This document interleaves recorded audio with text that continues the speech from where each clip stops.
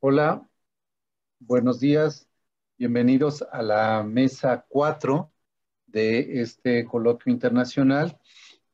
La temática que tenemos hoy en día en esta mesa es nuevas fechas, nuevas conmemoraciones vamos a tener 4 presentaciones. En esta vamos a empezar en primer lugar con Murilo Cleto de la Universidad Federal de Paraná, Brasil, que nos presenta hoy en día una ponencia sobre Brasil, nunca más, crisis política, memoria y rehabilitación de la dictadura brasileña. Sin más preámbulo, para tener tiempo para el debate y la discusión, le cedemos la palabra a Murilo. Adelante, por favor. Gracias.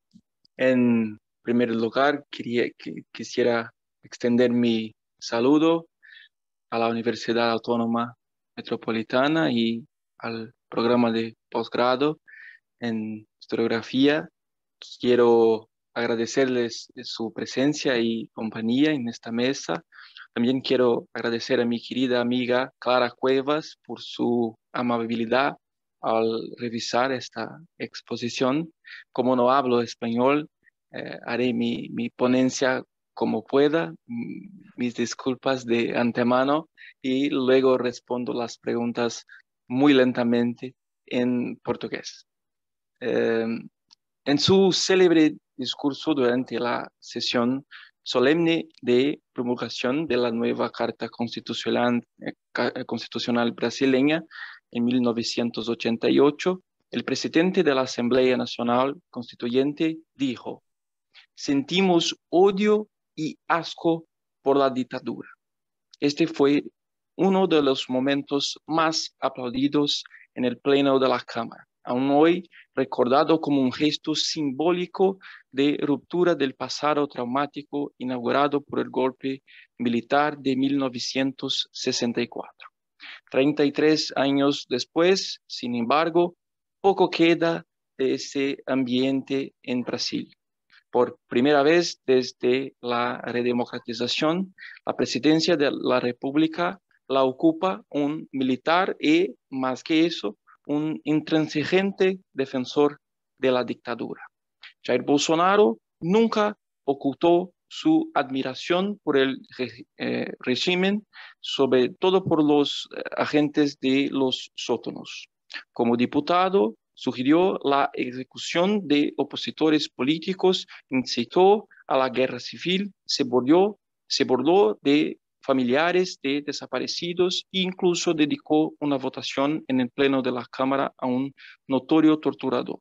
Ahora, en la presidencia, veta homenajes a las víctimas del régimen, paraliza obras que buscan los huesos de opositores desaparecidos y alienta un peligroso revisionismo ideológico de la época. Estos son solo algunos indicios de que se ha roto el consenso construido por la sociedad brasileña sobre este traumático pasado. Si bien no existe exactamente una memoria oficial de la nueva república sobre la dictadura, predominó una memoria hegemónica crítica del régimen por parte de una amplia gama de actores sociales, desde sectores liberales hasta una parte significativa de la izquierda. En general, esta memoria se destacó por contemporizar el golpe, relativizar el autoritarismo de los primeros años del régimen, aislar a los revolucionarios de la lucha armada y, sin embargo, condenar con vehemencia la represión. Desde 1995, con la elección de Fernando Henrique Cardoso, el mismo exilado en los primeros años de la dictadura, el Estado brasileño comenzó a incorporar las bases de esta memoria a una agenda de políticas públicas, orientada en un primer momento a reconocer la muerte de los desaparecidos y compensar a sus familiares. El gobierno de Fernando Henrique elaboró 2 versiones del Plan Nacional de Derechos Humanos, que tuvo una tercera durante el gobierno de Lula. Además de caracterizar la política de seguridad nacional del régimen como represión dictatorial. El primer borrador de esta última también sugería la sustitución de lugares públicos con nombres de personajes vinculados a la dictadura. Lula también era presidente cuando se publicó el libro Informe Derecho a la Memoria y a la Verdad, la primera publicación oficial del Estado sobre el periodo, con una extensa lista de muertos y desaparecidos. En 2009, el proyecto Memorias Reveladas, coordinado por la Casa Civil y el Archivo Nacional, recogió documentos y refrendó la memoria de organizaciones de derechos humanos y parientes de víctimas. Los militares comenzaron a reaccionar. De hecho, todos estos avances, aunque discretos, fueron seguidos de cerca por miembros de las Fuerzas Armadas. Y en todos ellos prevaleció el entendimiento de la conciliación, consagrado en la ley de la amnistía de 1979, que indultó no solo a los combatientes del régimen, sino también a sus agentes, equiparando en la práctica torturadores y torturados. En varias ocasiones, consciente del melindre de los oficiales, el Poder Ejecutivo se censuró a sí mismo. El principal argumento durante la transición fue que era demasiado frágil para soportar el peso de un cambio legal que responsabilizaba a los agentes estatales y que esto pondría en riesgo la apertura política. El punto álgido de la escalada de tensiones se debió sin duda a la Comisión Nacional de la Verdad, establecida recién en 2012. Antes de Brasil, al menos 11 países de América Latina ya habían creado la suya, algunos más de una vez. La Comisión Brasileña de la Verdad nació como la Comisión Nacional de la Verdad y la Justicia, como lo propuso la Conferencia Nacional de Derechos Humanos que tuvo lugar durante el gobierno de Lula. A cargo del Ministerio de Defensa, Nelson Jobim se resistió al término justicia y recomendó en su lugar reconciliación. El presidente Lula optó por eliminar a ambos. Durante su primer periodo presidencial, Lula ya había tenido problemas con los militares. En 2004, el Centro de Comunicación Social del Ejército lanzó una larga nota en defensa del golpe, negando muertes y advirtiendo contra lo que llamó venganza. El término no es fortuito. Desde entonces se han multiplicado las manifestaciones de las Fuerzas Armadas que califican de venganza cualquier iniciativa que de alguna manera atente contra la impunidad consagrada de la institución. La Comisión Nacional de la Verdad está llena de simbologías. La principal es que ocurrió durante el gobierno de Dilma Rousseff, miembro de la lucha armada, arrestada y torturada en las instalaciones de las agencias de represión. Para quienes esperaban esto como un punto de inflexión en la relación del país con la dictadura, la decepción fue grande. En 2 años y 7 meses de trabajo, la comisión logró detallar las acciones represivas del régimen, dando como resultado un informe final de 4.328 páginas, distribuidas en 3 volúmenes, pero resultó en pocas acciones concretas. Según una encuesta de la Agencia de Verificación aos Fatos, más de 80% de las propuestas de la Comisión Nacional de la Verdad fueron total o parcialmente ignoradas por el Estado brasileño. Una de ellas fue el reconocimiento de culpabilidad de las Fuerzas Armadas. Aún así, el cuartel se agitó. Desde entonces, las Fuerzas Armadas han respaldado con más vehemencia un proyecto antímido de revisionismo ideológico llevado a cabo por la extrema derecha. Es como si la Comisión Nacional de la Verdad hubiera actuado como una especie de detonador. En respuesta, el personal militar retirado propuso una comisión paralela y sacó del cajón el Orville, un apócrifo clandestino que trae la versión de la línea dura del régimen, hecho en respuesta al libro de denuncias Brasil Nunca Más. Las Fuerzas Armadas, profundamente resentidas por la derrota en el campo de la memoria, también quisieron contar su versión de la historia. Desde el punto de vista institucional, las Fuerzas Armadas siempre han mantenido una actitud mesurada hacia la dictadura, admitiendo ocasionalmente los excesos, pero sin detallarlos y sobre todo sin disculparse. Sin embargo, el 31 de marzo, fecha del golpe, siempre fue recordado en el cuartel. Fue Dilma Rousseff quien, en su primer año en el cargo, vetó cualquier mención del hecho.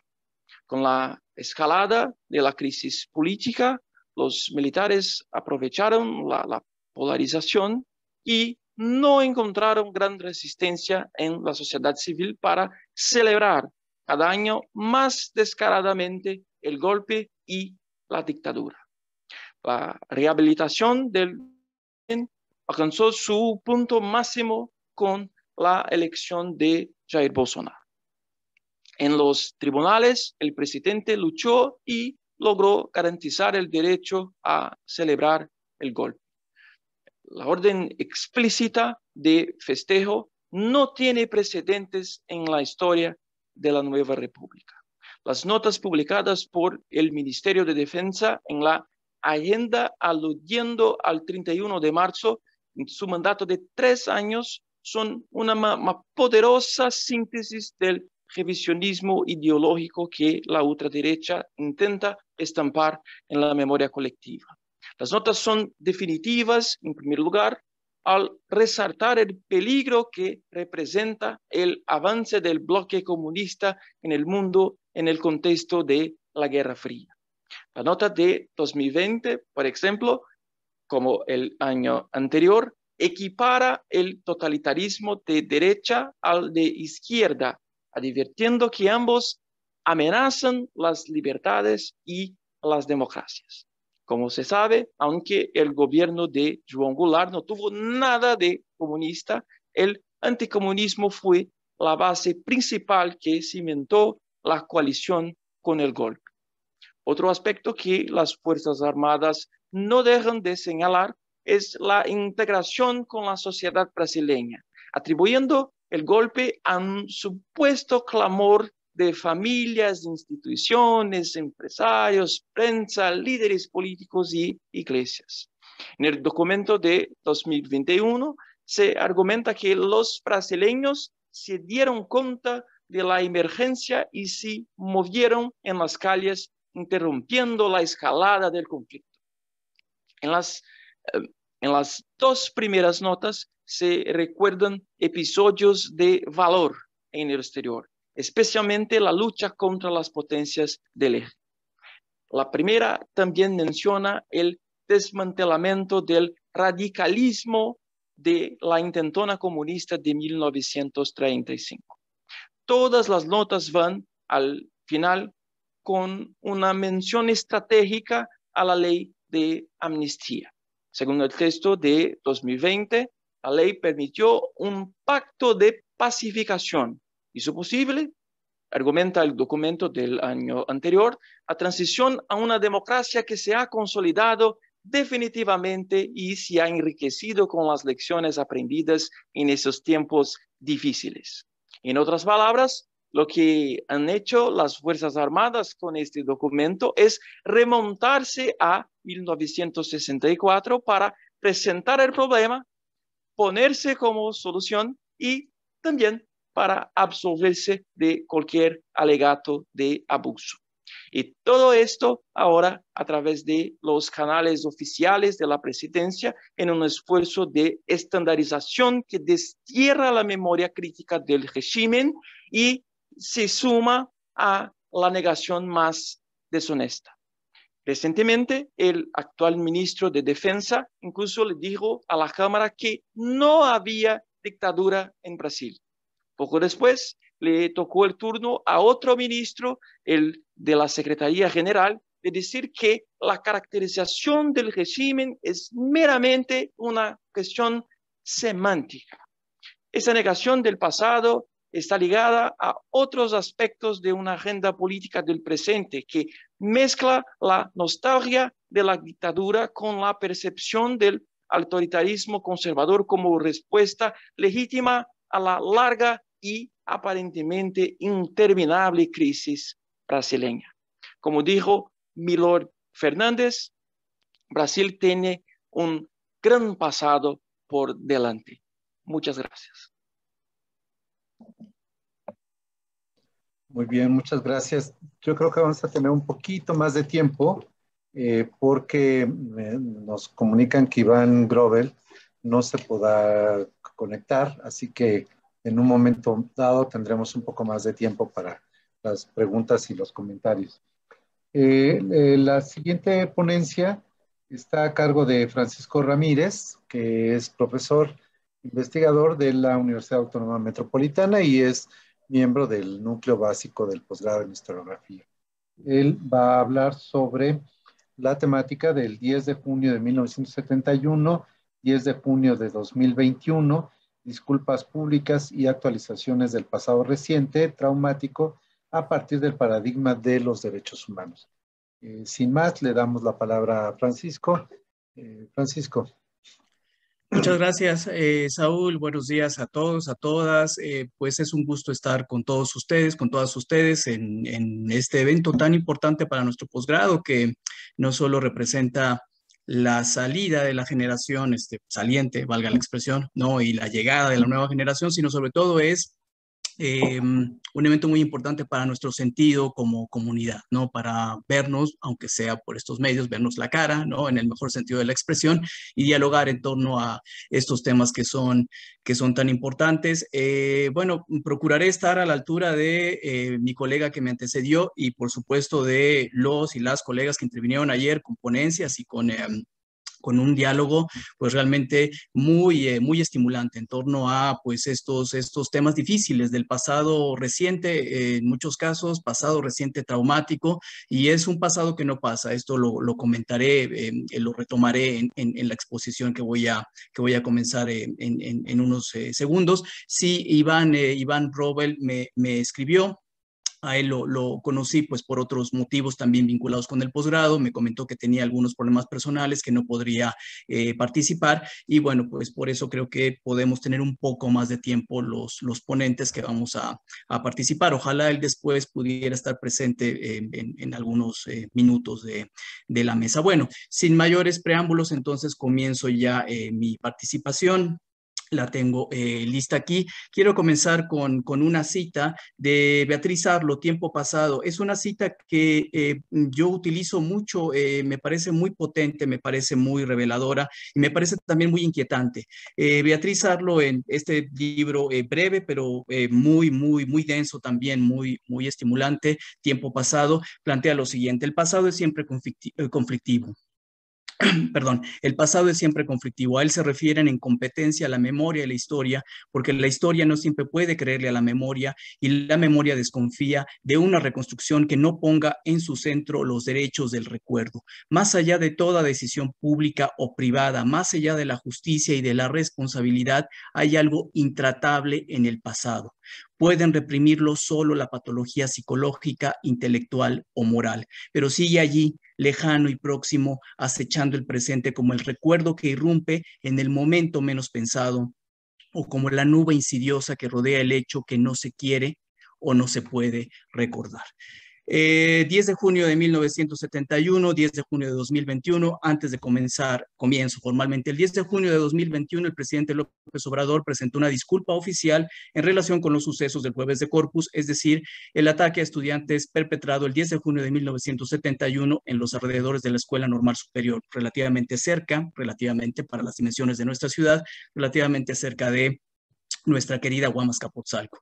Además del 50º aniversario de la masacre, que tiene una estimación aproximada de 200 muertos, este es algo que creo que tiene que inquietarnos mucho y tiene que indignarnos mucho. No conocemos, no hay cifras oficiales en relación con los fallecidos en el 10 de junio, en el 2 de octubre, aunque nos estamos acercando a que haya una cifra, digamos, considerada oficial, pero hay siempre versiones muy diferentes en torno a la cantidad de heridos y de fallecidos. Se cumplían 10 años de la entrada en vigor, además de, digamos, la conmemoración del hecho trágico del 10 de junio de 1971, se cumplían 10 años de la entrada en vigor de la reforma constitucional en materia de derechos humanos, entre cuyos postulados intrínsecos se encuentran las medidas de reparación material y simbólica a las víctimas de graves violaciones cometidas por agentes del Estado. El actual gobierno ha presentado disculpas públicas en varias ocasiones, por lo menos en 3, creo que un poco más, creo que por lo menos en 5 ocasiones, voy a referirme a 3, entre otras, por los asesinatos de 2 estudiantes del Tecnológico de Monterrey en marzo de 2010 en el contexto de la guerra contra el narcotráfico, por la masacre de chinos en Torreón en mayo de 1911 y muy recientemente, como se apuntó, por la masacre del Jueves de Corpus. Estos actos simbólicos deben ser entendidos más allá de un protocolo bien intencionado pero riesgosamente hueco y por ello deben ser asumidos como una reactualización política y ética de hechos de enorme carga violenta y trágica de nuestra historia, particularmente la más reciente. Esta ponencia y eventualmente un posible artículo, dependiendo de la convocatoria que se haga en su momento, abordará esta tensa relación entre historia reciente traumática y memorias colectivas y asimismo los diversos y eventualmente polémicos usos y reivindicaciones políticos del pasado marcado por la violencia política. Historias y memorias, segundo apartado. Perdón, estoy leyendo, se me movió el documento, una disculpa. Es necesario reconocer y aceptar una aparente obviedad. No existe una sola memoria social, sino que en torno a lo que definimos como historia, como gran discurso, relato en torno al pasado, es decir, me refiero a la historia oficial, digamos, como esa autobiografía virtuosa del Estado-Nación, se agrupan en condiciones, magnitudes y repercusiones diferentes varias memorias. La multiplicidad de los relatos, sobre todo de aquellos que tienen que ver con la historia reciente y más aún con aquella de carácter traumático, es una condición que debe tenerse en cuenta desde el primer momento de acercamiento a esta problemática académico-historiográfica. El carácter traumático de hechos trágicos que marcaron rupturas violentas en las sociedades condiciona que surjan relatos que recuerdan y cuentan lo ocurrido con perspectivas e intenciones muy diferenciadas y en ocasiones en abierta confrontación. Si pensamos en el caso concreto de las dictaduras militares y las confrontaciones internas en los países de América Latina en la segunda mitad del siglo XX, Murillo lo apuntaba, ¿no?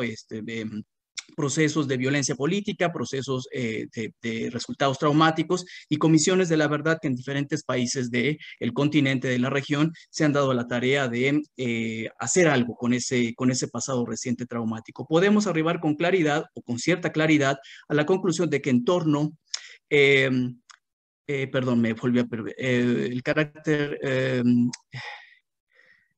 perdón, me perdí. En condiciones, varias memorias. La multiplicidad de los relatos es una condición que debe tenerse en cuenta. El carácter traumático de hechos trágicos que marcaron rupturas violentas en las sociedades condiciona que surjan relatos que recuerdan y cuentan lo ocurrido con perspectivas e intenciones diferenciadas.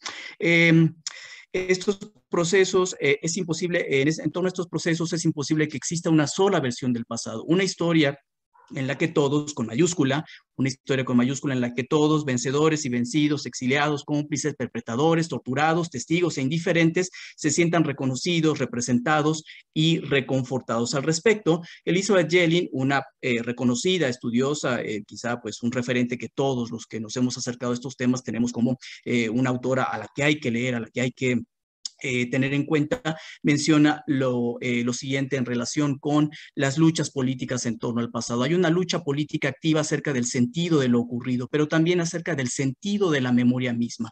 El espacio de la memoria es entonces un espacio de lucha política y no pocas veces esta lucha es concebida en términos de lucha contra el olvido, recordar para no repetir.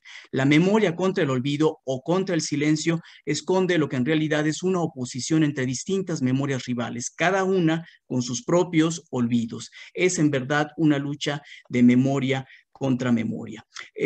Para no consumir más tiempo, hay todavía una ponencia y seguramente habrá posibilidades de un diálogo muy, muy interesante con los participantes y con la gente que nos esté viendo por el canal de YouTube. Hay así en nuestra relación con el pasado más reciente, en la que identificamos situaciones de gran conflictividad, un motor ético que nos compele a adentrarnos en un intrincado laberinto de datos, versiones, representaciones, discursos en torno a lo ocurrido. Estamos inconformes con el pasado y con lo que sabemos o nos han permitido saber sobre este. Y podemos reconocer, como lo sugiere Neil y Richard, que la memoria está construyéndose permanentemente, reconstruyéndose permanentemente en torno a ese pasado traumático. Por ello, cito, el recuerdo histórico no es una reserva estática de significaciones definitivamente consignadas en los archivos del tiempo. La actividad de la memoria surge del deshacer y rehacer de los procesos de evocación y narración del pasado, a los que nos convocan las solicitaciones políticas y comunicativas de un presente curioso o bien inconforme. Siguiente parte. En relación también con esta profunda problemática, cito lo que menciona María Rosa Stabili. En América Latina, la gran cantidad de memorias de los últimos 30, 40 años lleva las huellas del terror, de las violaciones de los derechos humanos, de la destrucción y la muerte sembradas por regímenes militares del periodo. Digamos, esto está muy vinculado con lo que nuestro colega brasileño ha planteado, ¿no? Las reflexiones alrededor de ellas plantean a los historiadores, y diría que no solo a los historiadores, viejas y nuevas preguntas. ¿Cómo se articula hoy en día la relación historia-memoria? ¿Cuáles son los riesgos y los límites de una reflexión sobre procesos históricos todavía abiertos? En un proyecto de reconciliación nacional, todas las memorias tienen que ser incorporadas, es decir, los perpetradores, ¿no? Creo que esto tiene que representar una pregunta abierta y una pregunta que tenemos que confrontar. Los perpetradores van a hablar, los perpetradores quieren hablar, se les permitirá hablar. Es una pregunta central, me parece, en torno a estos trabajos. ¿Quién tiene derecho a hablar? ¿Quién le va a permitir a alguien que aparentemente no tiene derecho a hablar que hable en torno a estos temas? Todas las memorias tienen que ser incorporadas, y si son contrapuestas, ¿cómo hacerlo? ¿Con qué tipo de fuentes los historiadores pueden trabajar? Insisto, no solo los historiadores. ¿Cómo se trabaja el problema del uso público de la historia? Entonces, creo que estos dilemas que nos plantea María Rosa Stabili debemos tenerlos permanentemente presentes en torno a estos temas. Ahora sí, las disculpas y sus sentidos. El 10 de junio pasado, en su habitual conferencia matutina, el presidente de México, Andrés Manuel López Obrador, ofreció disculpas a las víctimas del halconazo, la masacre de estudiantes en las inmediaciones de la Escuela Normal Superior, perpetrada el 10 de junio de 1971, cuyo saldo de fallecidos reconocidos oscila, dependiendo de la fuente, entre 120 y 200 víctimas, la mayoría jóvenes estudiantes. En su condición de máximo representante del Estado mexicano, pidió disculpas a las víctimas de este crimen, hoy considerado como terrorismo de Estado, en los siguientes términos. Cito, 10 de junio no se olvida, una sincera disculpa, un sincero perdón y el compromiso sobre todo de la no repetición, es decir, el paradigma de los derechos humanos, verdad, justicia, reparación, garantías de no repetición, garantías de que nunca más se reprima a quienes protestan, a quienes luchan por las transformaciones, por los cambios, a quienes no están de acuerdo con el gobierno y deben de contar con todas las garantías para ejercer sus libertades. Expresó asimismo, continuó citando, eran los tiempos del autoritarismo, cuando se formaban grupos para reprimir a opositores. Acababa de pasar la represión del 68. Estaba aplicándose lo que se conoce como guerra sucia, este concepto que valdría la pena replantearnos, ¿no? ¿Qué significa? ¿Cómo lo utilizamos con tanta naturalidad?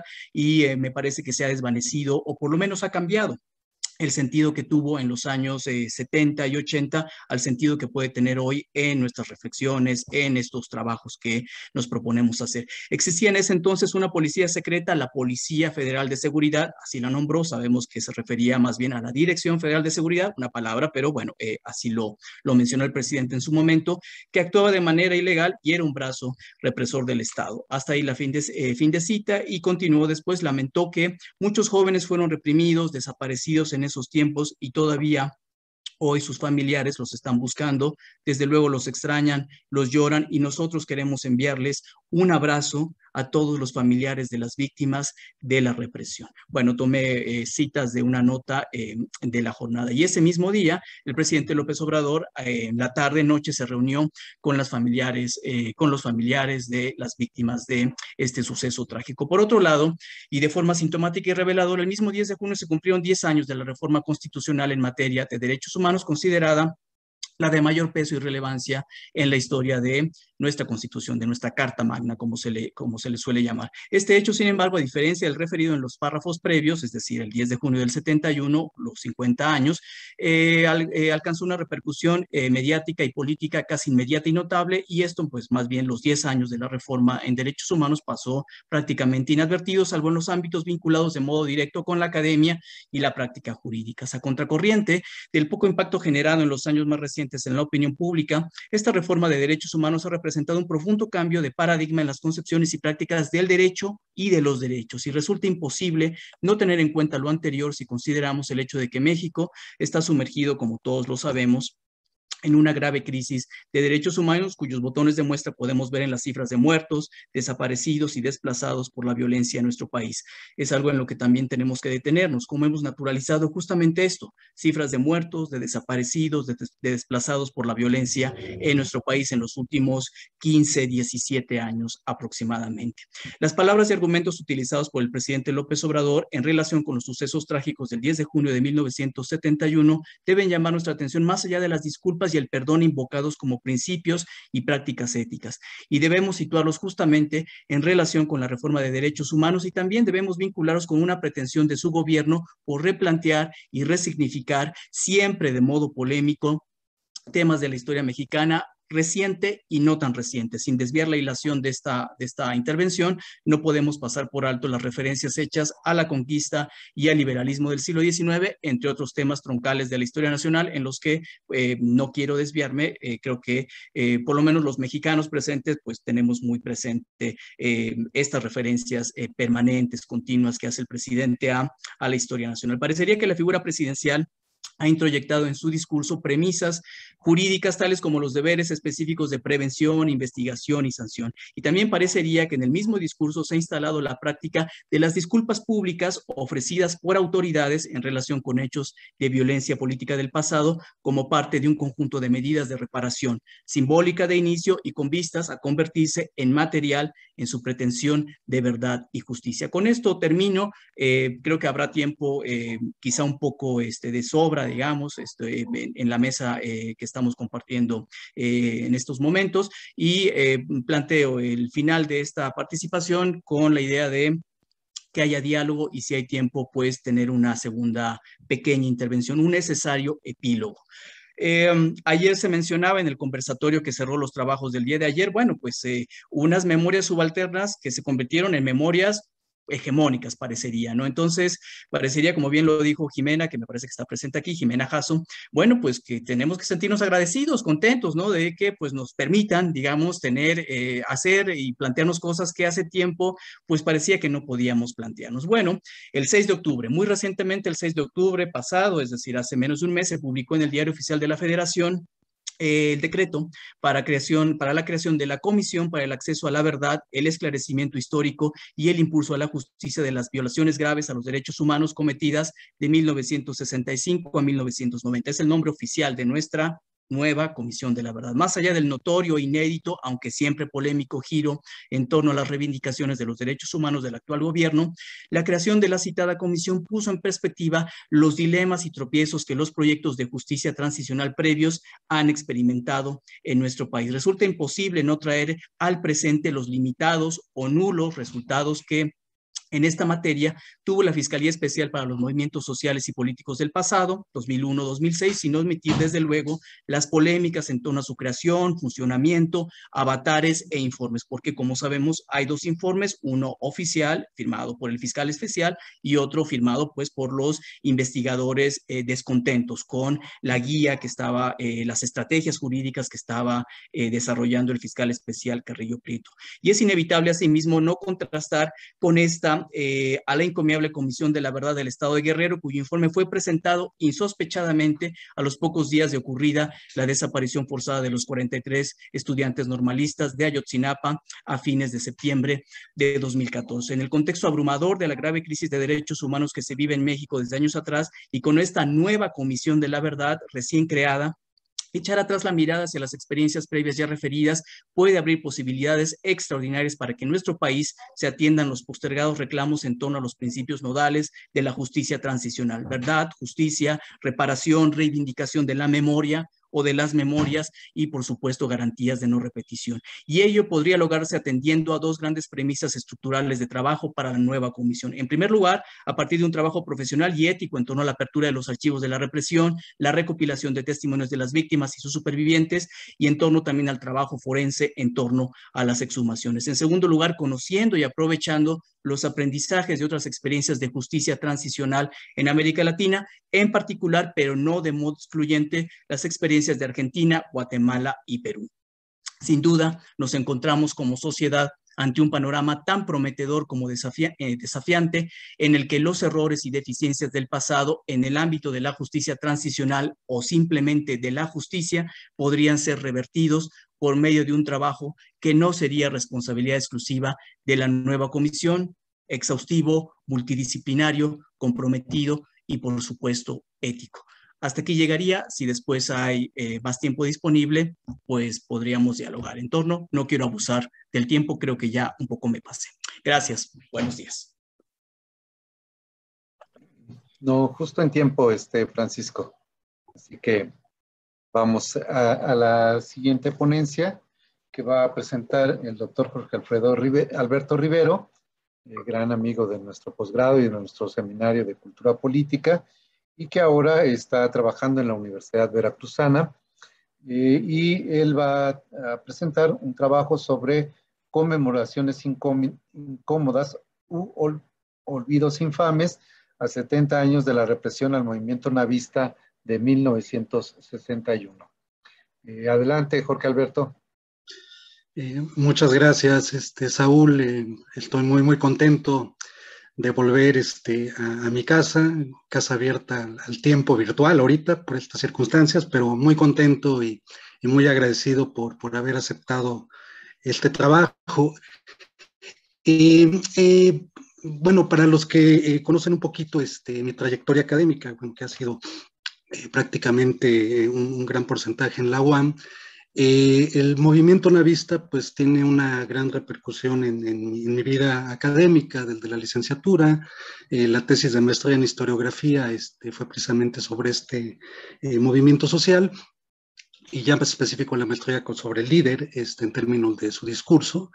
Y para los compañeros y compañeras de nuevo ingreso que están incorporándose a este tipo de actividades, créanme que la historiografía me cambió radicalmente la vida en términos positivos, porque me permitió reflexionar un movimiento social que muchas veces yo veía demasiado lineal desde los parámetros de la sociología, que es la carrera de la cual vengo, y me hizo explorar muchas ideas, muchos impactos, muchas posibilidades que hoy en día saltan a la luz a partir de la temática central de este encuentro internacional, que tiene que ver con las conmemoraciones, estas recuperaciones del pasado en términos pues muy específicos, ¿sí?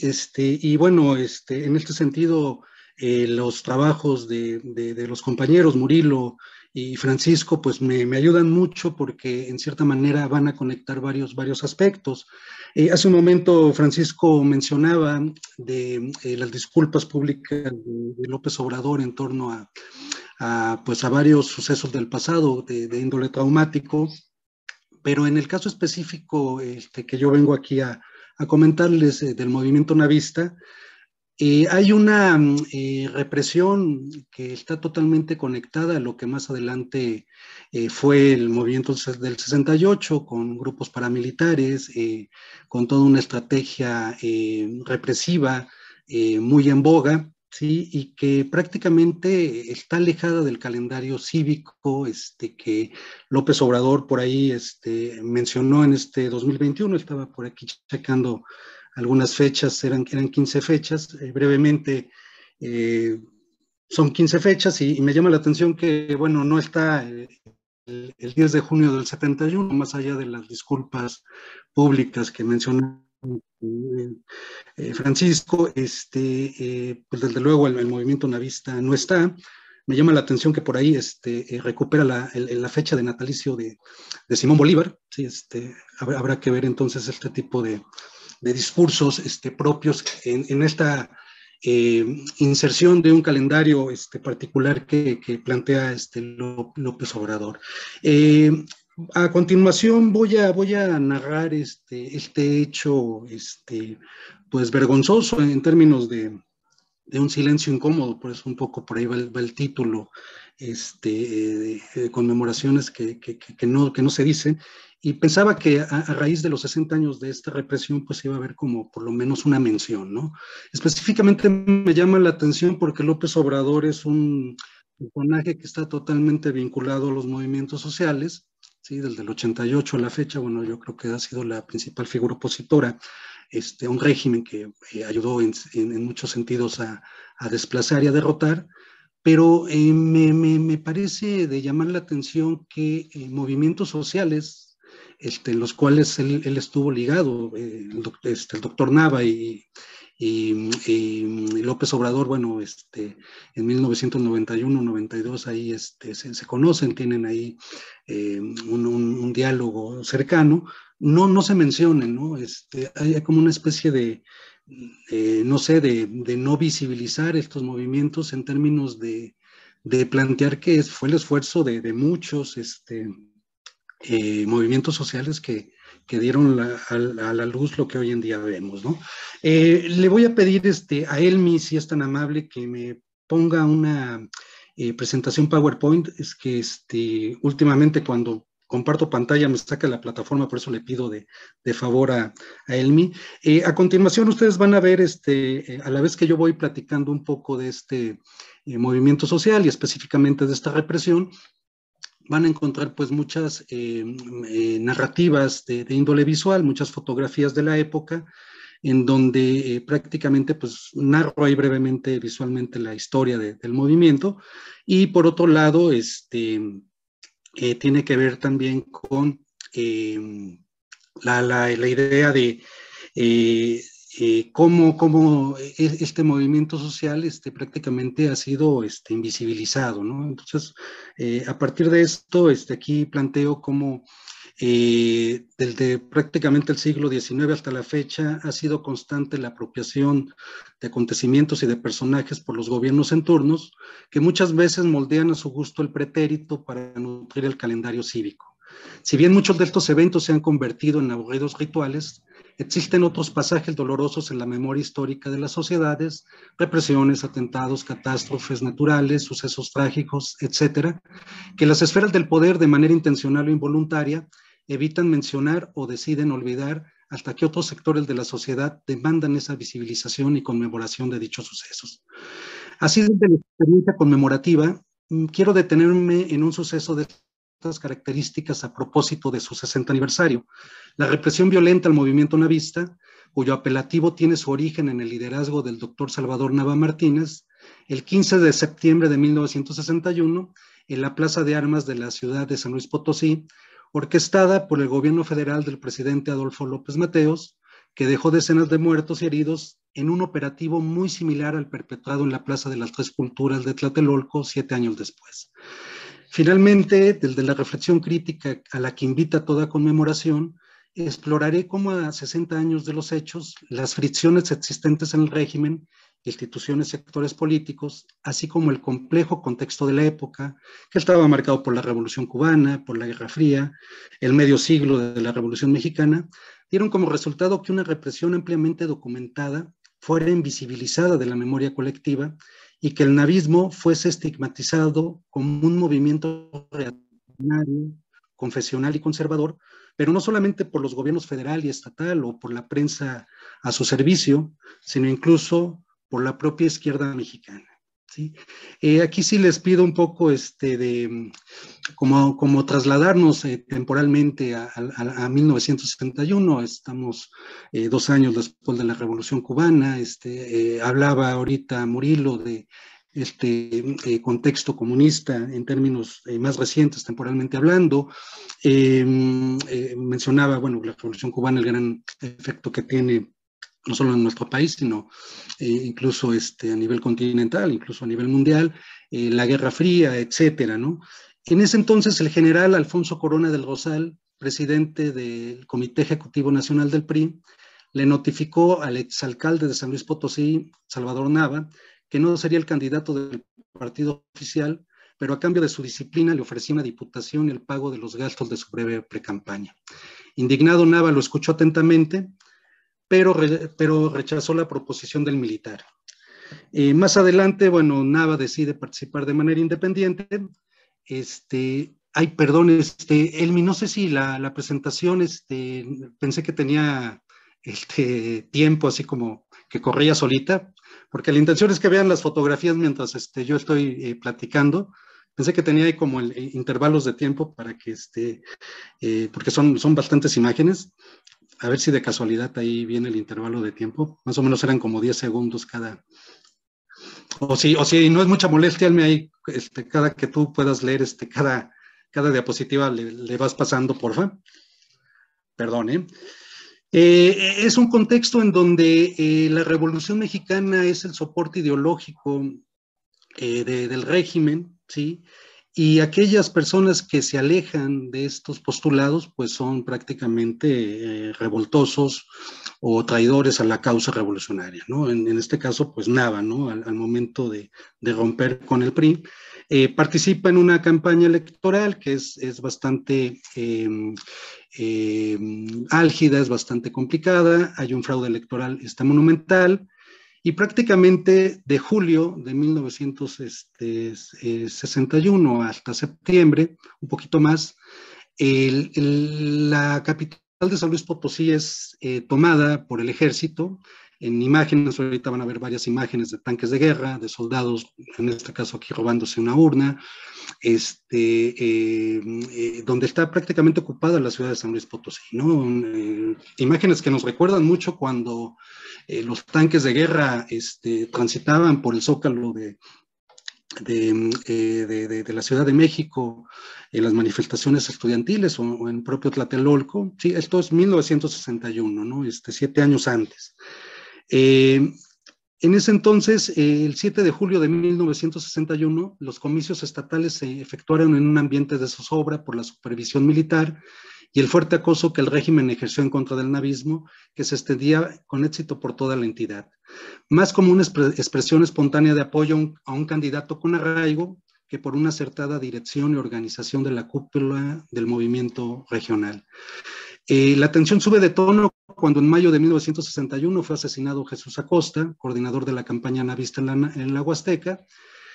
Y bueno, este censurable acto permitió que varios navistas mandaran cartas de reclamación a López Mateos y al gobernador de entonces, Francisco Martínez de la Vega, pero que no fueron, no les hicieron caso.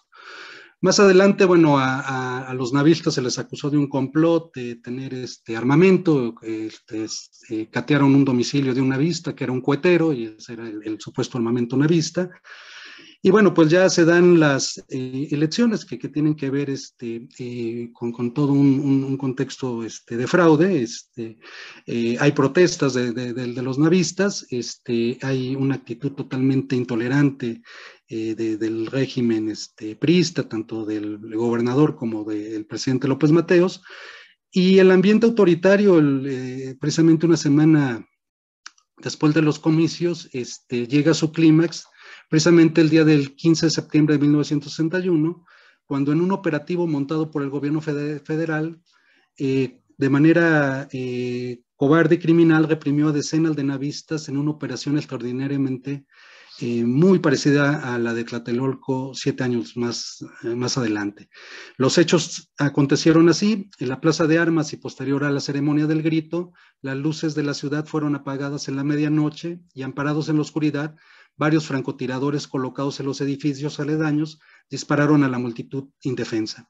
Oficialmente murieron 5 personas, pero las cifras reales se desconocen.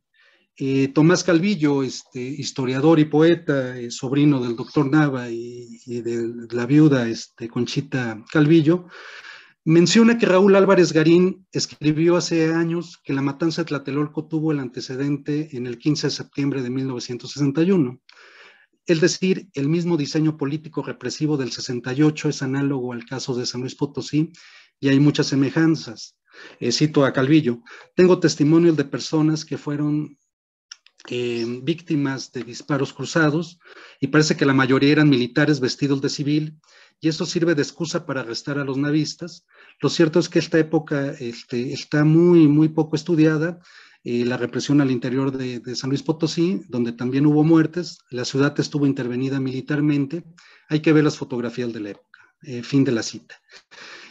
Con base en lo anterior, estaba tan en lo cierto Álvarez Garín sobre el vínculo de ambos actos represivos, que la extinta Fiscalía Especial para Movimientos Sociales y Políticos del Pasado, la FEMOS, dirigida por Ignacio Carrillo Prieto, documentó que el grupo paramilitar de los Halcones, cuyo operador era el teniente coronel Manuel Díaz Escobar, subordinado de Alfonso Corona del Rosal, participó con anticipación a las matanzas del 68 y de 1971 con francotiradores en la capital potosina, en un operativo paramilitar que tuvo como meta terminar violentamente con el movimiento que Nava Martínez encabezaba en demanda de respeto al voto y a la democracia. Un día después de la matanza, las instalaciones del periódico navista fueron destruidas por fuerzas gubernamentales. El doctor Nava fue denunciado por los delitos de homicidio, lesiones, conspiración, incitación a la rebelión, falsificación, daño en propiedad ajena y fabricación y acopio de armas prohibidas en el proceso penal 253-961. Simultáneamente, decenas de navistas fueron detenidos y torturados.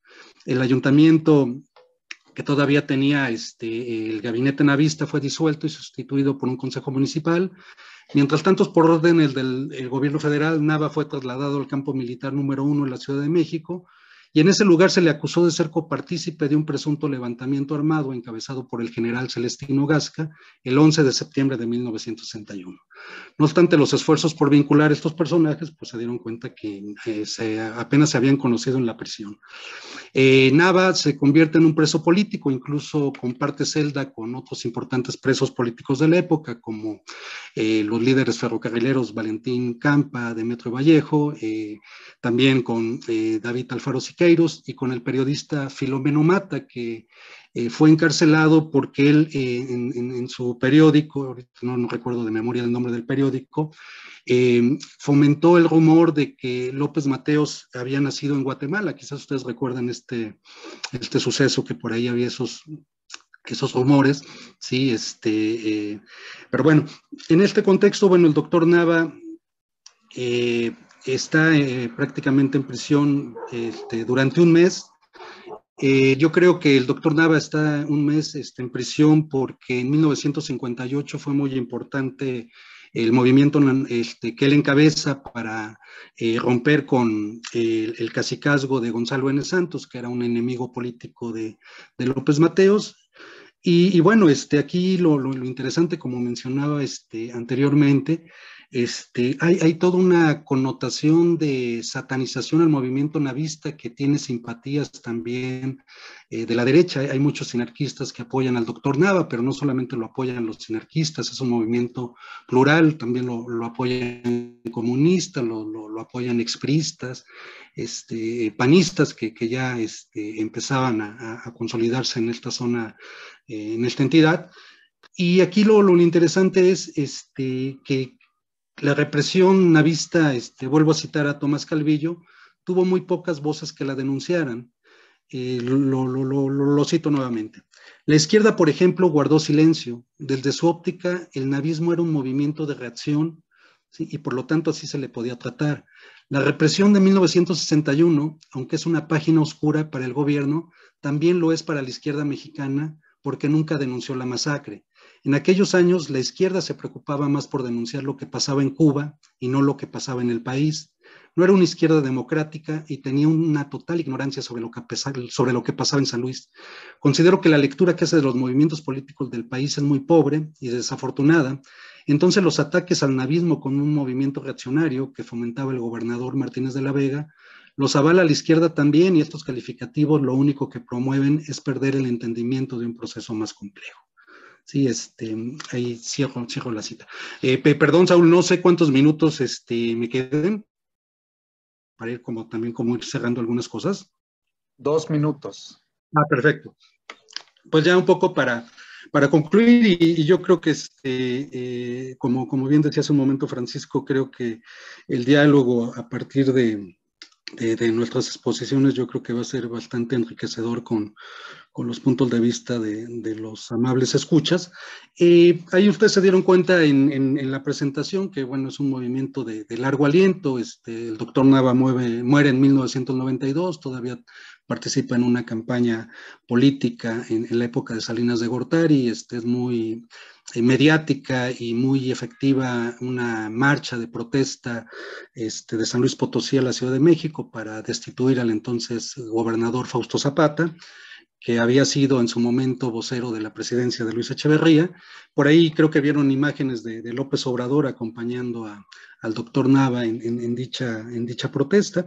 Sí, pero bueno, volviendo al tema central, la intencionalidad de este escrito, de esta exposición, es traer otra vez aquí a la luz pública pues no solamente un movimiento social que yo creo que vale mucho la pena recuperar, sino específicamente un hecho probioso que por diferentes circunstancias ha sido como invisibilizado de la historia reciente, ¿sí? Y a pesar de que ahí prácticamente están como las bases de lo que más adelante va a ser una política sistemática de los gobiernos priistas, que uno pensaría que nacen específicamente con el 68, pero bueno, lo vemos que están muy presentes desde años atrás. Y pues bueno, con esto cerraría Saúl, muchas gracias, y ahorita pues dialogamos, o estoy aquí atento a los comentarios o a las preguntas. Muy amables. Muy bien, pues yo creo que son 3 excelentes trabajos que nos plantean muchas preguntas, y es una lástima que no estuviera el caso de Argentina, porque creo que sería muy relevante para este debate. Les voy a pedir que si tienen preguntas, comentarios, vayan levantando la voz. Creo que hay un hilo conductor muy interesante en estas 3 ponencias. Primero son acontecimientos que ocurren, digamos, de manera reciente en la segunda mitad del siglo XX, y por el otro lado, en el caso, por ejemplo, brasileño, hay todavía una respuesta por parte del ejército. Hay una serie de actores que están tratando de mantener, digamos, como una versión propia de los acontecimientos frente a un gobierno que intenta de alguna manera plantear una ruta distinta, digamos, en torno a los acontecimientos de la dictadura brasileña. En el caso de Francisco, es un juego muy interesante entre pasado y presente, ¿no? Y en donde las disculpas públicas parecen más bien una especie como de discurso político sin mucho fondo, digamos, ¿no? Sin mucho fondo, y donde tampoco hay una reivindicación muy clara de los derechos humanos y de estos grupos que de alguna manera intentan reivindicar la memoria de aquellos que fueron masacrados el 10 de junio del 71. Y en el caso de Jorge Alberto, creo que es un curioso ejemplo como de doble silencio, ¿no? Por un lado, es el silencio planteado por la época priista, ¿no? De hegemonía de la información, donde prácticamente nada que pasara fuera del Distrito Federal en ese entonces era memorable, reseñable. Y en segundo lugar, la barrera que plantea de alguna manera la represión tan fuerte que el ejército estaba acostumbrado a hacer fundamentalmente en las zonas periféricas de la ciudad, ¿no? El movimiento del 68 adquiere gran relevancia porque se hace la represión en la Ciudad de México, pero está el caso de San Luis Potosí, está el caso de la Sierra Norte de Puebla, que también había sido muy fuerte, está lo de Rubén Jaramillo, en fin, una serie de personajes que en un momento dado le resultaban sumamente molestos al Estado. Entonces y en particular quien se encargaba de esa represión era el ejército específicamente, ¿no? Entonces digamos que hay un doble muro para penetrarlo y para poder plantear una nueva memoria. Entonces, creo que las temáticas son muy importantes, muy fuertes, y le damos la palabra a Rodrigo, que ha levantado la mano para preguntar. Adelante, Rodrigo. Ok, buenos días a todos. Me dio mucho gusto ver sus ponencias y, bueno, Francisco seguramente va a concordar, es como una continuidad de la última matéria que cursamos aí com Francisco. É uma lástima que Iván não haya estado, porque seguramente sentiria aún mais essa questão da continuidade. Basicamente, aqui na mesa é uma discussão sobre disputa sobre o passado, não? E me hubiera gustado conhecer antes a Murilo, não lo conhecia, sei que é desde a mesma universidade que eu vengo de hoje e todo, mas não te conhecia honestamente, assim, em pessoa, então me hubiera gostado para invitar-te justo a participar na matéria que cursamos. Na matéria estuvo Tyron, los de topar aí de la universidade, então lo invitei, participou com nós outros. Se hubiera estado tu, hubiera estado aún mejor. Bueno, entonces a mí me da mucho gusto y personalmente me dio mucho gusto verte hablar, Murilo, porque haces una síntesis del panorama brasileño reciente muy buena. E vendo-te hablar veio todo lo que me falta em meu trabalho, porque de algum modo eu me reuso a hacer estas sínteses, porque penso que a lo mejor a gente já lo sabe, vou dizer o mesmo e tudo isso.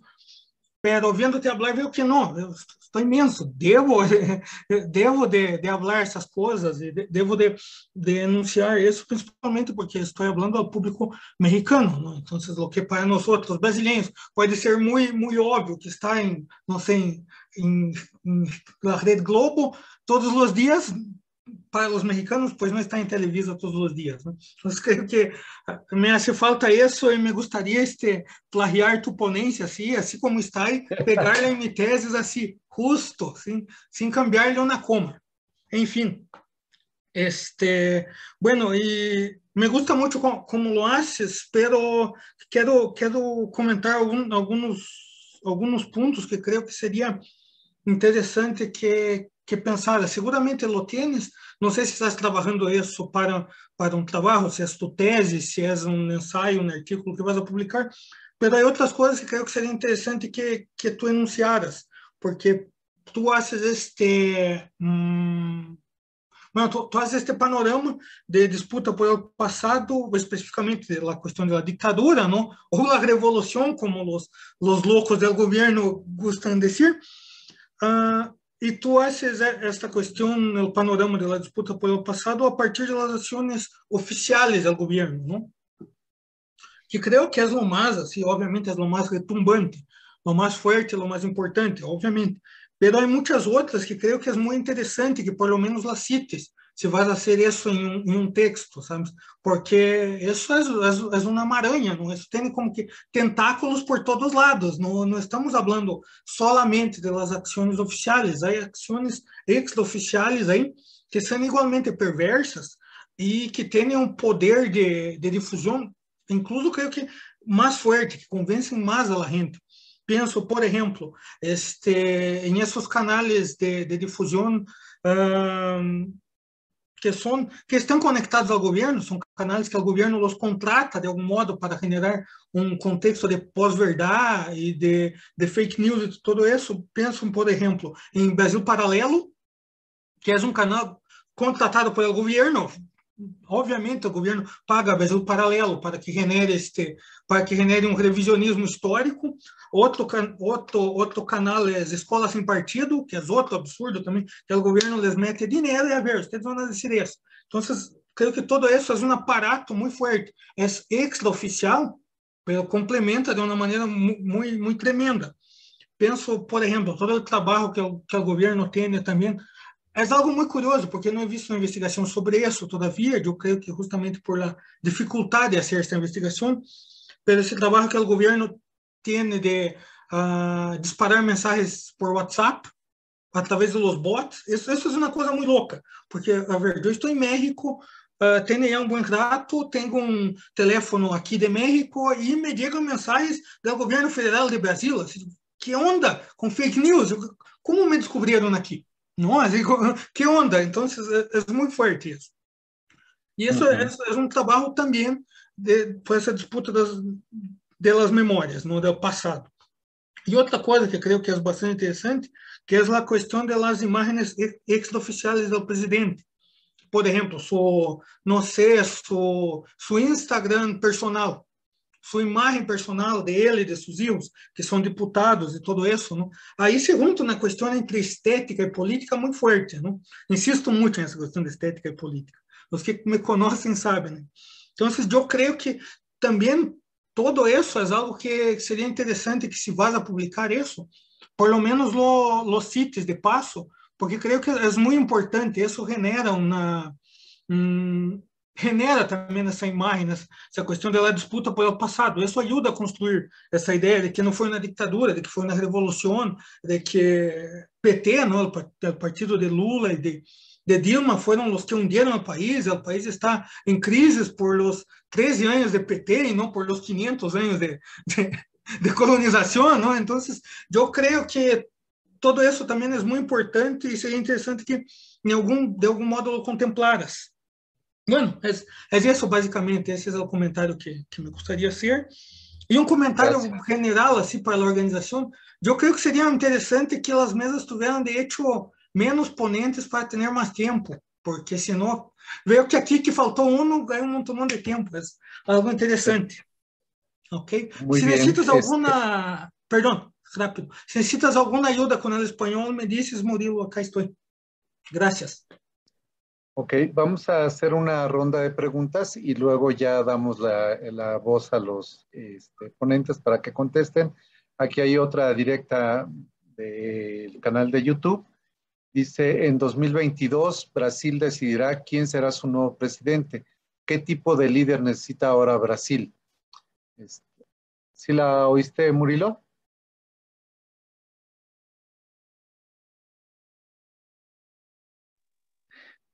¿Você poderia repetir la última pregunta? Sí. En 2022, Brasil decidirá quién será su nuevo presidente. ¿Qué tipo de líder necesita ahora Brasil? Sí, gracias. Gracias. De nada. ¿Alguien más quiere hacer alguna pregunta? Víctor.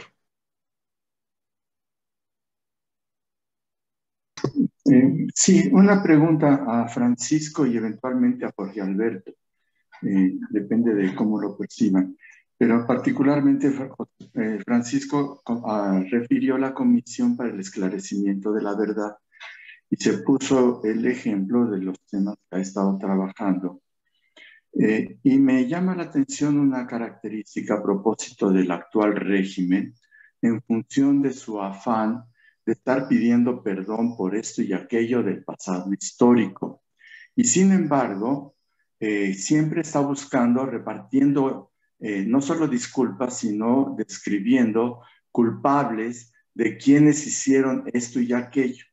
Y para su régimen, su gobierno de la Cuarta Transformación, simplemente hace caso omiso de un asunto tan delicado como el asunto de la familia Levarón en Chihuahua, que fue un ataque artero de grupos de narcotráfico, y el doble mensaje que el presidente de la República da permanentemente, el más oprobioso, uso la palabra que empleó hace ratito Alberto, El más oprobioso es la visita a la mamá del Chapo en Sinaloa. Entonces, este doble discurso, me pregunto si el hombre que está en Palacio Nacional y que se jacta de historiador, ¿no será que está perdiendo de vista que en el presente hay un eje rector que él está manejando muy libérrimamente, que es uno, el aparente sentido ético de la responsabilidad con la historia versus el eje rector de la legalidad que simplemente él hace caso omiso? Y un ejemplo muy elocuente es que cuando los jóvenes de Ayotzinapa vinieron a la Ciudad de México a tratar de entrevistarse con él, ni siquiera tuvo la cortesía de recibirlos. ¿Sí? Ya no otra cosa. Entonces, yo quisiera saber cómo entender este doble discurso de un régimen de gobierno que busca quedar bien ante un público en función de un pasado histórico y que el presente simplemente no lo quiere asumir como una responsabilidad propia. Esa es mi pregunta.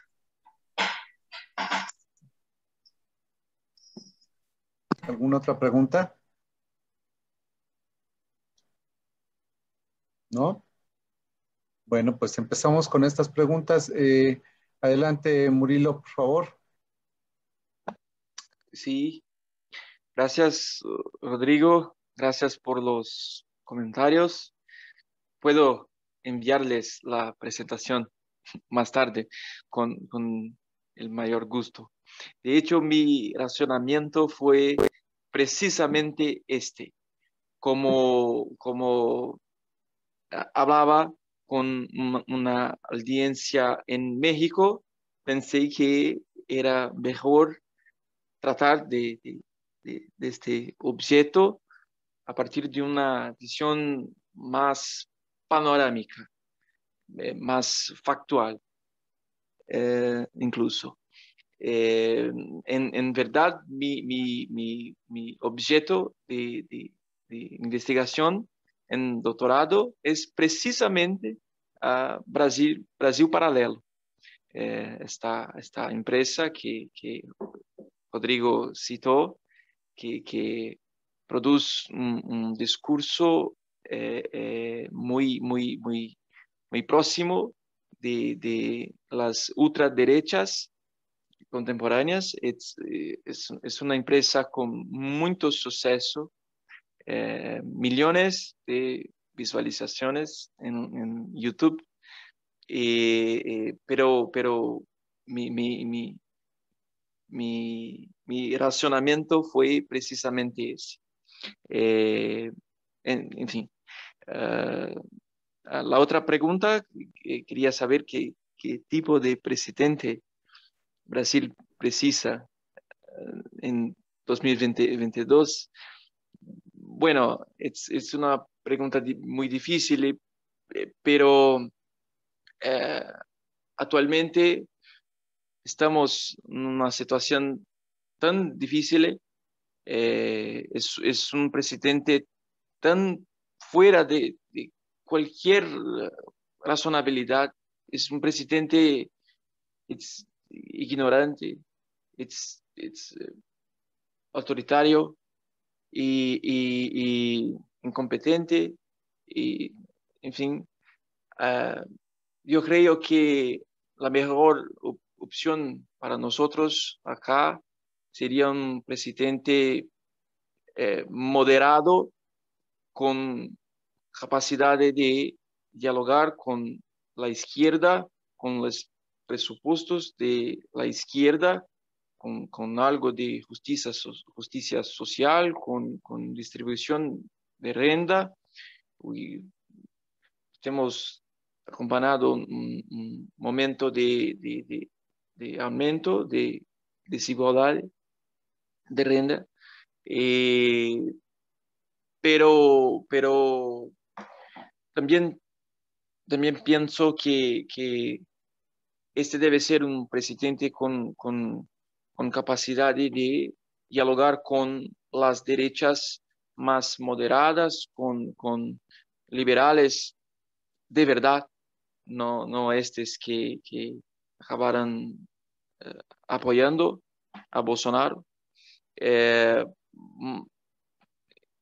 Sin embargo, creo que en 2022 el primer lugar en las pesquisas es presidente Lula. En segundo lugar es Bolsonaro.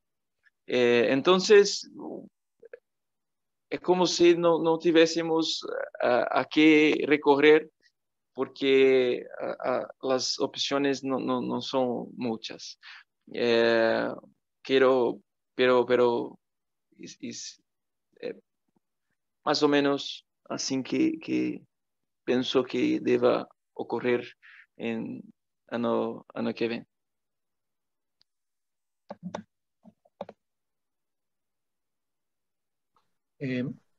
Yo creo que la pregunta que hizo Víctor la pueden contestar perfectamente bien Francisco y Jorge Alberto. Es un buscapié bien fuerte. Sí. Exactamente. Entonces, bueno, pues tienen la palabra. Jorge, primero yo, como quieres intervenir tú primero.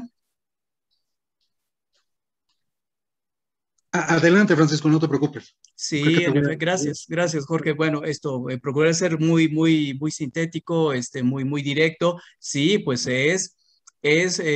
¿cómo lo diría Víctor? Es como una provocación bien recibida, ¿no? Muy inteligente, es una pregunta muy provocadora que yo también le haría a los comisionados recién nombrados el viernes pasado, si no me jueves, viernes pasado, a los 5 comisionados que van a formar parte de la estructura de la nueva Comisión de la Verdad, ¿no? ¿Qué va a hacer esta comisión? ¿Va a dar historia? ¿Va a dar memoria? ¿Va a buscar justicia? ¿Cómo lo va a hacer, no? Las disculpas, hablaba yo de las disculpas, pues en el tiempo que permite una ponencia. Creo que la paradoja de las disculpas son muy potentes en el momento en que son enunciadas, ¿no? Pero después se desvanecen muy rápido si no hay algo más. Si esas disculpas no son acompañadas por pues decisiones muy concretas, alguien podría decir, bueno, pues ahí está la comisión, ¿no? Y ahí está el Cinecosmos, bueno, sí hay cosas, ¿no? Pero me parece que no es tan sencillo, es decir, no es una correspondencia directa, ¿no? En efecto, tenemos un gobierno, ¿no? Un presidente que frecuentemente, prácticamente todos los días hace referencia a la historia, tiene, como decía Jorge, una especie de calendario, de nuevo calendario cívico en el que está incorporado Bolívar, por ejemplo. Hay muchas referencias a la historia de América Latina. Entonces, bueno, creo que, si me permiten decirlo de esta manera, gente como nosotros tiene que desmenuzar, ¿no? ¿Qué significan o cuáles podrían ser las intenciones no dichas de decisiones como esta, ¿no? La comisión 1965-1990, diría yo que una de las primeras tareas que tienen esos comisionados o el portavoz de la comisión, si es que va a haber esa figura, es especificar por qué esas fechas. Y tú mencionas, Víctor, bueno, estoy seguro de que no soy el único, estoy seguro de que hay muchas personas presentes que nos ven, que nos oyen, fuera del ámbito en el que trabajamos nosotros, que están diciendo, bueno, y una comisión que va a investigar del 65 al 90, ¿de qué nos va a servir hoy? Nos va a servir para hacerle justicia a esta cantidad de muertos, desaparecidos y de desplazados de los años más recientes. Creo que también esa sería una tarea que los comisionados, que la comisión va a tener. ¿De qué nos va a servir como nación, como país, como sociedad, conocer ese periodo 1965-1990? El año 65 me parece que está más o menos claro, creo yo que es el ataque al cuartel Madera del 23 de septiembre del 65. El año 90 no lo tengo muy claro, será la Comisión Nacional de Derechos Humanos, que por cierto no está convocada a participar formalmente en la comisión, está, digamos, de manera general, ¿no? Que entes del Estado van a colaborar con la nueva comisión, ¿no? Pero creo que esa es la pregunta de fondo. 1965-1990. ¿De qué nos va a servir? ¿No? ¿De qué nos van a servir los trabajos de esta comisión? Me quedo pensando también en lo siguiente. Es altamente probable que buena parte de los perpetradores de esos hechos de violencia de Estado, ¿no? Mayoritariamente, muchos de ellos estén o ya muertos o estén enfermos muy mayores que no puedan ser llevados directamente ante la justicia. Veía yo las entrevistas cuando estuvieron entrevistando, ¿no? Alejandro Encinas y un comité a postulantes, ¿no? La gente se autopostuló, ciertos colegas se autopostularon y bueno, veía yo las entrevistas y una pregunta recurrente era, bueno, ¿y la comisión qué podría hacer al respecto? Y la pregunta siempre o casi siempre generaba la respuesta, tendremos que hacer algo parecido a recomendaciones al Poder Judicial, a la Fiscalía General de la República, para que se ejerza acción penal, porque esa no va a ser directamente una responsabilidad o una competencia de la comisión, aparentemente, porque la experiencia de la Fiscalía, que tenía capacidad punitiva y que logró pues poco al final, no, o muy poco, no, creo que va a ser como una especie de piedra en el zapato para esta nueva comisión, ¿no? Entonces, ¿qué va a dar esta comisión? ¿Verdad? Justicia, reparación, testimonios, mucha memoria. También ya con esto voy terminando para que pueda intervenir Jorge. Lo mencionaba Álvaro, lo mencionaban las participantes, Jimena, aquí está Jimena, y puso unos corazones cuando Víctor planteaba su pregunta, pues bien puestos esos corazones, porque sí son preguntas que tenemos que plantearnos. La tentación de enamorarnos de este tipo de opción, una comisión, por fin una comisión, uno cae en ella, ¿no? Pero creo que pronto uno se da cuenta que los dilemas son muchos y que, bueno, pues esta comisión tendrá muchos trabajos por hacer y tendrá una exigencia de resultados seguramente muy grande y ojalá esos 3 años que va a tener para trabajar le alcancen para lograr algo más que simplemente un poco recuperar o volver a contarnos algo que por lo menos los que estamos aquí creo que ya conocemos, no en detalle quizá, pero tenemos pues digamos referencias suficientes para entender que hubo una violencia de Estado premeditada, que fue toda una estrategia de un Estado autoritario y represor. Entonces, cerraría con esto.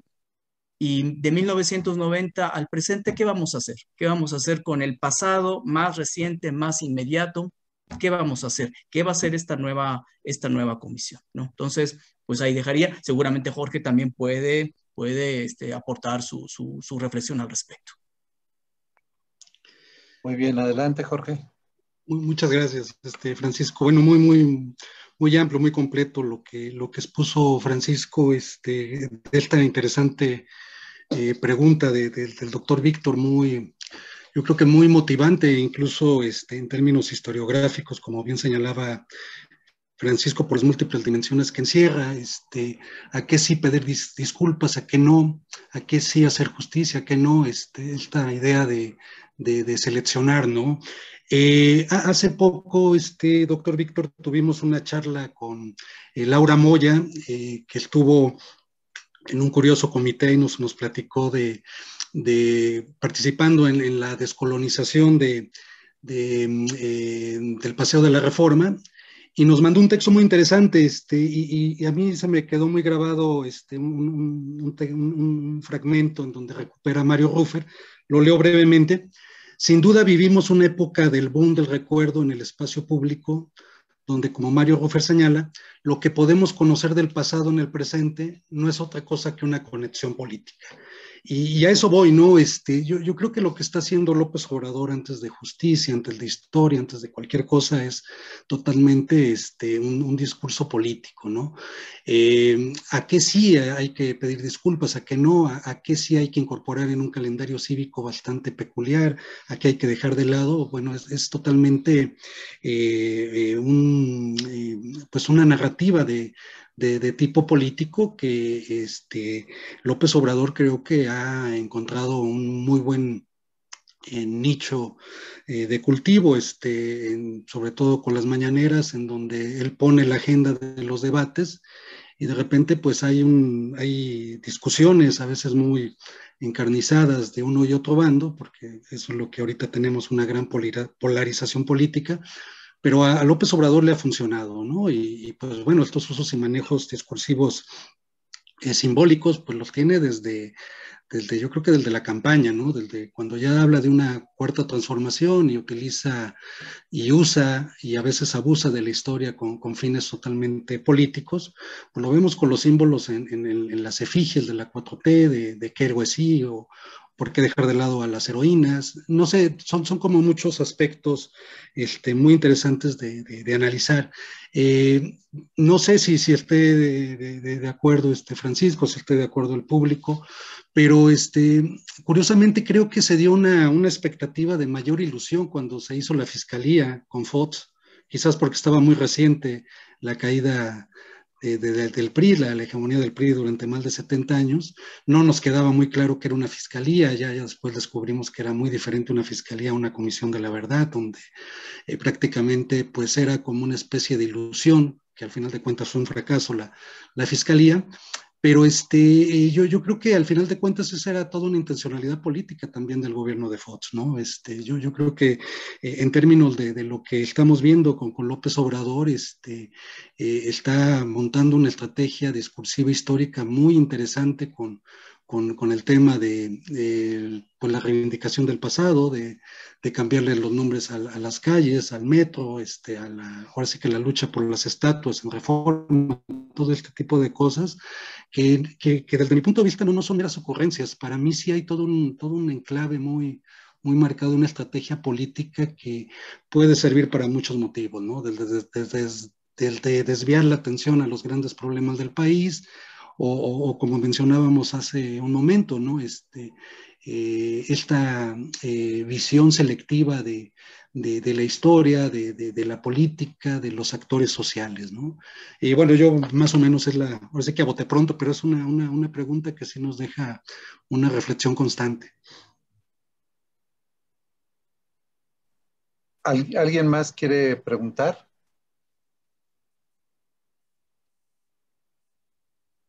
Elmi, por favor. Fue más rápido así que buscar la manita. Muchas gracias. Pues gracias a los tres ponentes, de verdad fueron muy claras las líneas de discusión, pero yo particularmente tengo una pregunta a Jorge Alberto. Alguna vez le he comentado que yo estuve trabajando con el Partido Nacionalista Mexicano y por eso llegué a conocer el navismo. Y porque la bibliografía que yo tenía que revisar coincidía, digamos, temporalmente, ¿no? Y también por el gasquismo, que de hecho Gasca estuvo en el Partido Nacionalista Mexicano. Aquí el asunto, lo que más me intrigó de tus fotos, es que yo no conocía nada de este material, o sea, para mí sí fue como un silencio muy, incluso historiográfico, muy obvio en estas fotos que tú nos presentaste. Entonces, mi pregunta tiene que ver con pues justamente de dónde vienen estas fotos, o sea, cómo se recuperaron, porque de verdad yo encuentro ahí insisto, un silencio historiográfico, pues que a todos nos ataca, ¿no? Un poquito. Y pues muchas gracias a todos. Esto. Ok, sí, muchas gracias. Hago otra pregunta. Aquí está Rodrigo, que quiere plantear otra pregunta, y ya damos paso otra vez a las respuestas de los ponentes. Rodrigo. Bueno, es breve. Es sobre esta pregunta que hicieron, la segunda pregunta que hicieron a Murilo ahí, la cuestión de que cuál sería el próximo presidente que el Brasil necesita, ¿no? Ayer unos de ustedes estaban presentes, no sé exactamente quiénes, yo estaba hablando y el autor que yo estoy investigando en ese momento propone que el próximo presidente del Brasil sea un líder indígena, así, justo para hacer una ruptura política completa, así, con una política neoliberalista, algo más extremo, siquiera sería una cosa, siquiera se interpreta como izquierda, ¿no? Sería Ailton Krenak, Murilo seguramente lo conoce. Es un nombre que suena mucho, entonces el escritor que estoy investigando proponía, no, si Brasil se va a salvar del hoyo que se metió, tendría que ser algo extremo como Ailton Krenak, no podría ser, no sé, algo moderado, algo de centro, una izquierda tradicional, sino tenemos que abandonar toda a ideia do neoliberalismo neoliberalismo eurocêntrico e quedar com os indígenas. Se me hace muy curioso eso. No creo que sea una solución, creo que más bien es como la idea de a ser una ruptura total, ¿no? Algo muy utópico incluso, pero, en fin, nada más un comentario que quería poner. Ok, yo quisiera hacerles una pregunta, ya que tengo el micrófono. Lo que quería yo preguntar era, ¿qué factores y qué tiempo tiene que correr para que una fecha sea memorable y sea objeto de conmemoración? Ahorita ustedes trajeron pues acontecimientos que ocurrieron en los 70s, en los 50s, en los 60s, ¿no? Y sigue siendo una memoria viva y sigue siendo una memoria puesta en tremendo debate y todavía no se plantea, digamos, como una especie de fijación memorable, digamos, que podamos nuevamente volverla a revisar y tal. Y me estaba acordando de lo que está ocurriendo en España, justamente todavía con el asunto de la guerra civil, ¿no? Y cómo el debate sobre qué hacer con los restos de Franco, si los mantenemos ahí en el Valle de los Caídos o los sacamos y los paseamos en la calle o qué hacemos con él, ¿no? Y eso me recordó sobre todo la ponencia de Murillo, ¿no? Porque hay un ejército y una derecha en España que responde, digamos, que tiene todavía un discurso y que hace vigente esa reivindicación, digamos, de la figura de Franco, ¿no? Y en el caso es decir, que no solo se necesita el cambio de régimen, ¿no? Puede cambiar el régimen político y sin embargo estas fechas y estos personajes y esta memoria sigue vigente, digamos, ¿no? Es decir, sigue, más que vigente, sigue en disputa, ¿no? Es decir, ¿qué es lo que en un momento dado a una fecha, a una conmemoración, a un acontecimiento se puede cambiar, digamos, ese estatus de vigente a conmemorable, a recordable, a ponerle un monumento, ¿no? Creo que, y tiene que ver con la historiografía y tiene que ver con las acciones de gobierno, ¿no? Yo quisiera añadir, Sí. Saúl, a tu pregunta un detalle que omitiste. ¿Qué es lo memorable?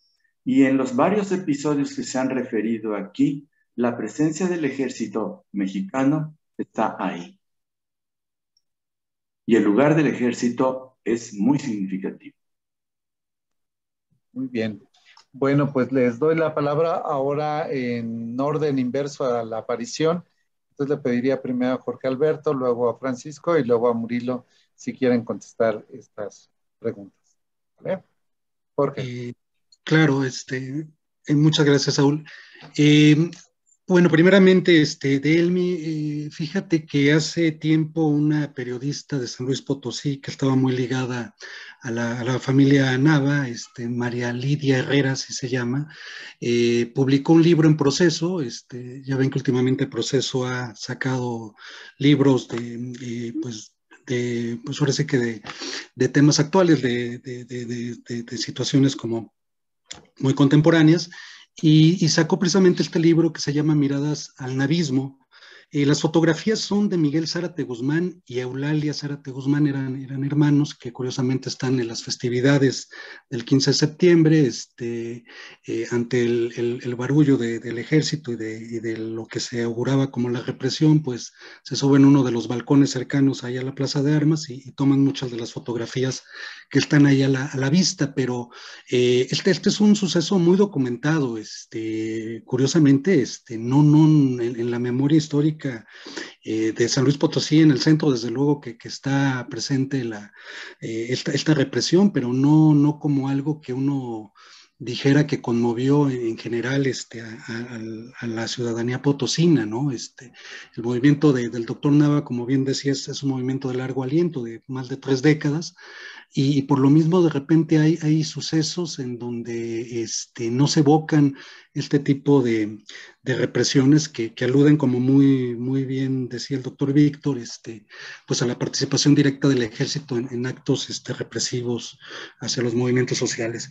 Y respecto a la pregunta ¿qué hace Saúl? Esa es una pregunta que luego yo le hago a mis alumnos, ¿no? ¿Qué le da la categoría de histórico a un acontecimiento, ¿no? Y pues yo creo que ahorita estamos como en un contexto de una batalla de las memorias, o un conflicto de las memorias, en donde ya no solamente el Estado nos dice qué sí se debe de festejar y qué no, sino también diversos actores de la sociedad civil que muchas veces ven invisibilizadas sus demandas, o algún acontecimiento que quieran ellas o ellos poner en la escena pública.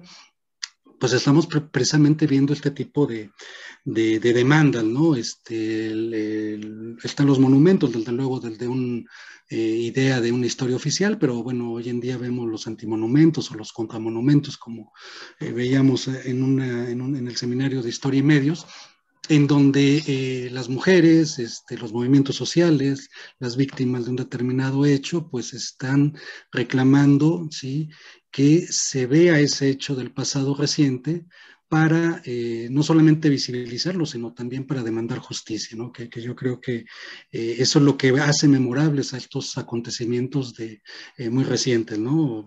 Por poner el ejemplo de Ayotzinapa, bueno, yo creo que para todos tenemos como muy claro que hay todo un cimiento histórico muy fuerte en Ayotzinapa, porque está muy conectado a la guerrilla rural de Lucio Cabañas, de Genaro Vázquez, la normal Burgos, Isidro Burgos, pues ahí son egresados también estos luchadores sociales. Y hay esta conexión, ¿no? Entonces yo creo que lamentablemente pues vemos que lo que hace memorable de repente a los acontecimientos tiene que ver con la ausencia de una justicia, ¿no? Por aquí sería como una primera idea.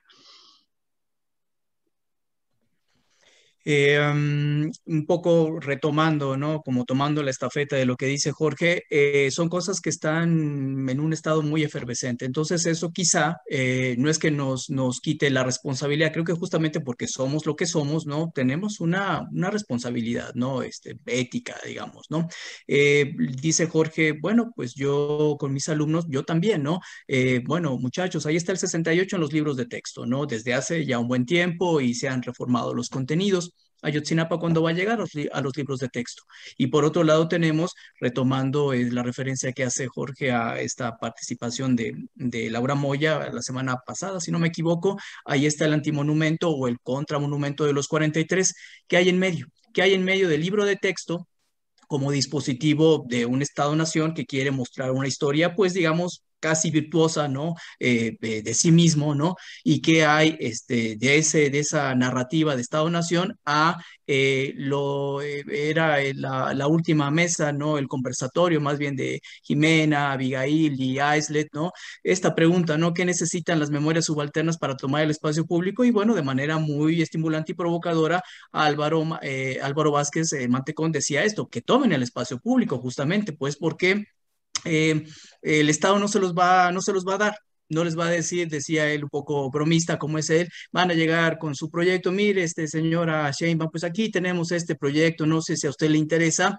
Bueno, pues sabemos que esa estrategia pues no resultaría exitosa, entonces viene la respuesta pues digamos furiosa, por decirlo así, ¿no? De un antimonumento y la violencia de género, ¿no? Es decir, ayer mismo lo mencionabas tú, Elmi, Checo Pérez en El Ángel y bueno, pues suceden cosas en torno a este clima también de las muchas violencias que vivimos en nuestro país. A propósito de las mañaneras, el día de las madres de víctimas de violencia de los últimos años en México querían ser recibidas por el presidente y el presidente no las recibió.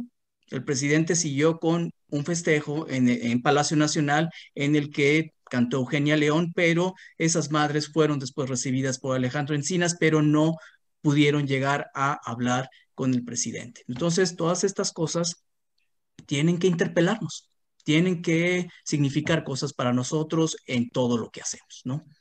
Ahí dejaría. Oh, Murilo. voy voy a hablar en portugués con la ayuda de Rodrigo, ok? Bom, eu acho que a primeira coisa que a gente precisa para pensar em datas comemorativas ou quaisquer que sejam as datas do passado, a gente precisa pensar em linhas que separam o presente do passado. E uma das características mais marcantes do Brasil, enquanto nação, é o fato de que o Brasil ele não costuma estabelecer linhas claras que separam o presente do passado. Eu vou dar alguns exemplos. A independência do Brasil foi proclamada por um português. O general que proclamou a República era um general monarquista. Se a gente for adiante, mais algumas décadas, a gente vai ver que esse fenômeno ele se repete ao longo dos tempos. Então, a gente vai ter, por exemplo, os próprios militares sendo os responsáveis por conduzir todo o processo de transição rumo à democracia aqui no Brasil, mesmo depois de 21 anos no poder, e de todo o desgaste causado não apenas pelo trauma da repressão, mas também pelos índices econômicos alarmantes, como o aumento da desigualdade social, como também a inflação. E, mesmo assim, os militares eles conduziram a transição política aqui no Brasil do jeito que eles quiseram. De modo que é muito difícil você conseguir estabelecer uma linha clara de um momento que separe esse passado traumático, né, do presente que a gente vive hoje. Isso não significa, óbvio, dizer que o presente de hoje é o mesmo do que era o Brasil dos anos 60, dos anos 70, no período da ditadura. Isso não é verdade. Mas, por outro lado, existe um debate muito acalorado entre os historiadores, justamente para determinar quais são as linhas que separam os principais momentos da ditadura, desde o golpe, né, até o processo de abertura.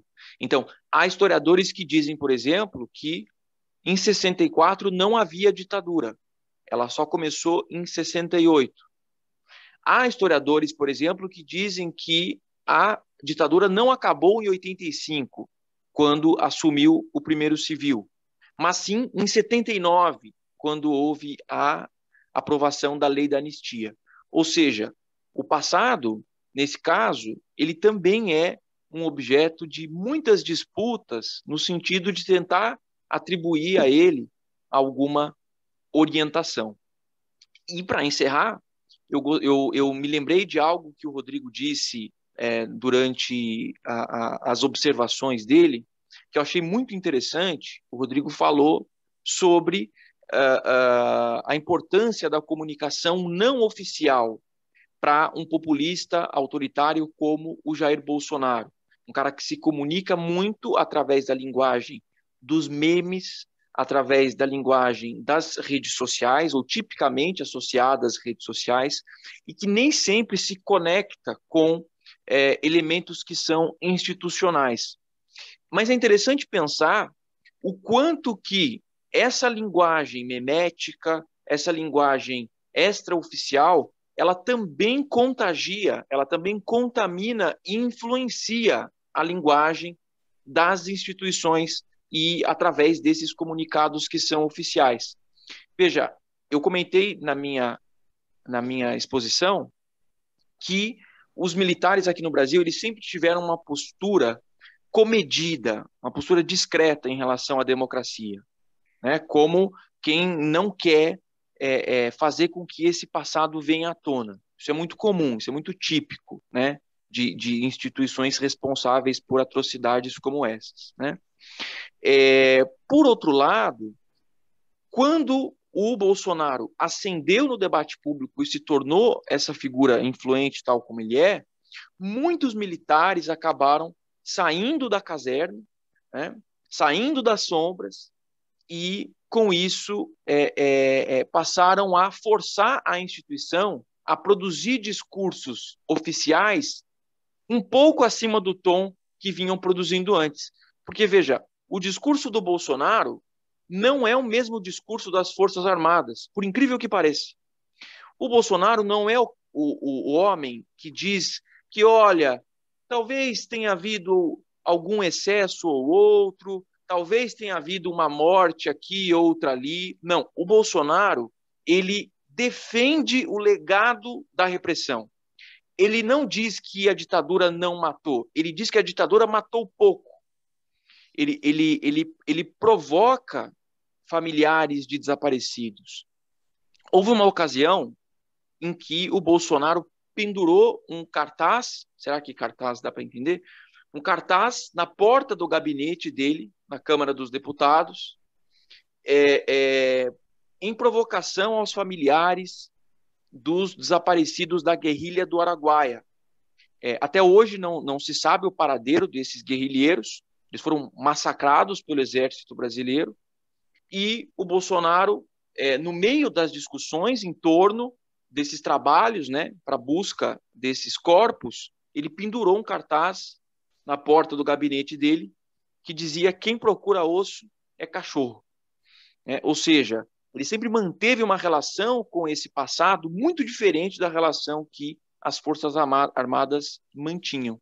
Né? E com a ascensão dele no debate público, as Forças Armadas também se viram obrigadas a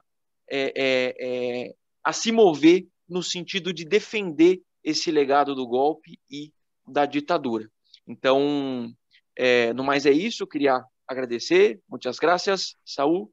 Y de nada, por estamos todo. ya sobre el tiempo, entonces no sé si, creo que se entendió bastante bien lo que ha dicho Murilo. Muy buena.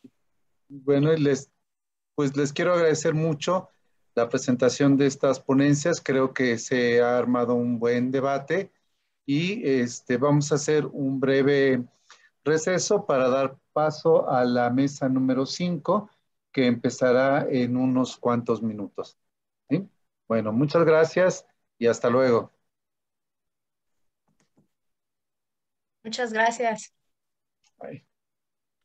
Gracias a todos, a todas. Hasta pronto.